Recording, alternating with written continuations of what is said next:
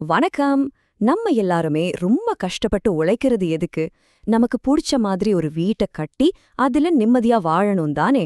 அந்த வீடு தான் நம்மளோட மிகப்பெரிய சொத்து. ஆனா அந்த கனவில்லத்துக்கு எதிர்பாராத ஆபத்துகள் வராம எப்படி ஒரு பாதுகாப்பு கவசத்தை உருவாக்குறது? அத பத்தி தான் நாம இப்ப பார்க்க போறோம். இந்த கேள்விய ஒரு நிமிஷம் உங்களுக்கு நீங்களே கேட்டு பாருங்க. நம்ம வீடு தான் உலகத்திலே ரொம்ப பாதுகாப்பான இடம்னு நம்ம எல்லாரும் நினைக்கிறோம். ஆனா உண்மையிலேயே எல்லா விதமான ஆபத்துகள்ல இருந்தும் அது பாதுகாப்பா இருக்கா? ஏன்னா பாருங்க, ஒரு வீடுங்கிறது வெறும் செங்கல்லாலையும் சிமெண்டாலையும் கட்டின ஒரு கட்டிடம் மட்டும் கிடையாது. அது நம்மளோட சந்தோஷமும் ஞாபகங்கள், நிம்மதி எல்லாமே நிறைஞ்ச ஒரு இடம். ஆனா சில எதிர்பாராத நிகழ்வுகள் அந்த நிம்மதிய கொலைச்சிட வாய்ப்பிருக்கு. உதாரணத்துக்கு ஒரு தீ விபத்தை எடுத்துக்கலாம். திடீர்னு நடக்கிற இந்த மாதிரி ஒரு சம்பவம் நம்மளோட பல வருஷ உழைப்ப, கனவுகளை சில நிமிஷத்திலே சாம்பலாக்கிடும் இல்லையா? அடுத்ததா வெள்ளம் மாதிரி இயற்கை சீற்றங்கள்.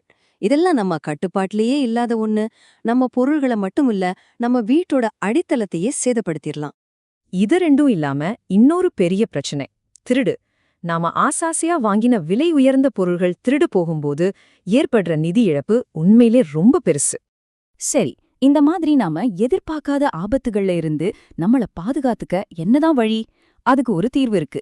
அதுதான் ஹவுஸ் ஹோல்டர்ஸ் இன்சூரன்ஸ். வாங்க அது என்னன்னு விரிவா பார்க்கலாம். ரொம்ப சிம்பிளா சொல்லணும்னா இது உங்க வீட்டுக்கான ஒரு ஆல் இன் ஒன் பாதுகாப்பு திட்டம். உங்க வீட்டு கட்டிடத்தையும் சரி, வீட்டுக்குள்ள இருக்கிற பொருள்களையும் சரி, தீ, இயற்கை சீற்றங்கள், திருட்டு மாதிரி பல ஆபத்துகள்ல இருந்து இது முழுமையா பாதுகாக்குது. இதுல ஒரு சூப்பரான விஷயம் என்னன்னா, இந்த இன்சூரன்ஸ் சொந்த வீடு வச்சிருக்கிறவங்களுக்கு மட்டும்தான் அப்படின்னு இல்ல. நீங்க வாடகைக்கு இருக்கிறீங்களா, நீங்களும் கூட உங்க பொருள்களுக்கு இந்த பாலிசியை எடுத்துக்க முடியும். வீட்டு ஓனர்கள் கட்டிடத்துக்கும் பொருள்களுக்கும் சேர்த்து எடுக்கலாம். வாடகைக்கு இருக்கிறவங்க அவங்க பொருள்களுக்கும் மட்டும் எடுத்துக்கலாம். ஓகே, இந்த பாதுகாப்பு கவசம் உண்மையிலே எதுக்கெல்லாம் பாதுகாப்பு கொடுக்குது, எதுக்கெல்லாம் நம்மால கிளைம் பண்ண முடியும்னு கொஞ்சம் ஆழமா பார்க்கலாம் வாங்க. முதல்ல உங்க வீட்டோட அடிப்படை கட்டுமானம், அதாவது சுவர், கூரை மாதிரியான விஷயங்கள் பாதுகாக்கப்படும். அதோட வீட்டுக்குள்ள நீங்க பார்த்து பார்த்து வாங்கின ஃபர்னிச்சர், டிவி, ஃப்ரிட்ஜ்னு எல்லா பொருள்களுக்கும் பாதுகாப்பு உண்டு. இது மட்டும் இல்ல, தீ, இடி, மின்னல், புயல், வெள்ளம், பூகம்பம்னு இயற்கை சீற்றங்களோட ஒரு பெரிய பட்டியலுக்கே இந்த பாலிசி பாதுகாப்பு கொடுக்குது. ஒரு விஷயத்த நல்லா புரிஞ்சுக்கணும்னா அதுல என்ன இருக்குன்னு தெரிஞ்சுக்கிற மாதிரி அதுல என்ன இல்லன்னோ தெரிஞ்சுக்கிறது ரொம்ப ரொம்ப முக்கியம் இல்லையா? இங்க பாருங்க, இடது பக்கம் இருக்கிற மாதிரி தீ, இயற்கை சீற்றம், திருட்டு மாதிரி நம்ம கையில இல்லாத எதிர்பாராத ஆபத்துகளுக்கு கண்டிப்பா கிளைம் கிடைக்கும். ஆனா வலது பக்கம் இருக்கிற மாதிரி நாமளே வேணும்னே நம்ம பொருளை சேதப்படுத்தினா அல்லது போர் மாதிரியான பெரிய நிகழ்வுகள், அப்புறம் காலப்போக்குல ஏற்படுற சாதாரண தேய்மானம், இதுக்கெல்லாம் கிளைம் கிடைக்காது. இத மட்டும் மனசுல வச்சுக்கோங்க. இன்னும் கொஞ்சம் டீட்டெயிலா சொல்றேன் கேளுங்க. நீங்களே வேணும்னே உங்க பொருளை உடைச்சா அதுக்கு கிளைம் கிடைக்காது. அதே போல போர், அணுக்கதிர்வீச்சு ஆபாயங்களால ஏற்படுற இழப்புகளுக்கும் கிளைம் இல்ல. அப்புறம் நாளாக பொருட்கள் தேஞ்சி போகும் இல்லையா, அந்த மாதிரி வேர் அண்ட் டேர்க்கும் ரிப்பேர் அல்லது கிளீன் பண்ணும்போது ஏற்படுற சேதங்களுக்கும் கிளைம் பண்ண முடியாது. ரொம்ப ரொம்ப முக்கியமான ஒரு விஷயம், பணம், நகைகள், பங்குகளுக்கு இதுக்கெல்லாம் நீங்க பாலிசியில தனியா குறிப்பிடலைன்னா பாதுகாப்பு கிடைக்காது.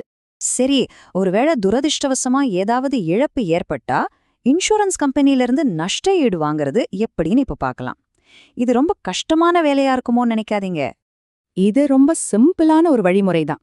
முதல் ஸ்டெப், ஒரு நிமிஷம் கூட தாமதிக்காம இன்சூரன்ஸ் கம்பெனிக்கு தகவல் கொடுக்கணும். ரெண்டாவது, திருடு மாதிரி சம்பவமா இருந்தா போலீஸ்ல புகார் கொடுக்க வேண்டியது அவசியம். மூணாவதா, கிளைம் ஃபார்ம தேவையான எல்லா ஆவணங்களோடும் சமர்ப்பிக்கணும். கடைசி ஸ்டெப், கம்பெனியோட சர்வேயர் வந்து ஆய்வு செய்யும்போது அவருக்கு முழு ஒத்துழைப்பு கொடுக்கணும். அவ்வளோதாங்க.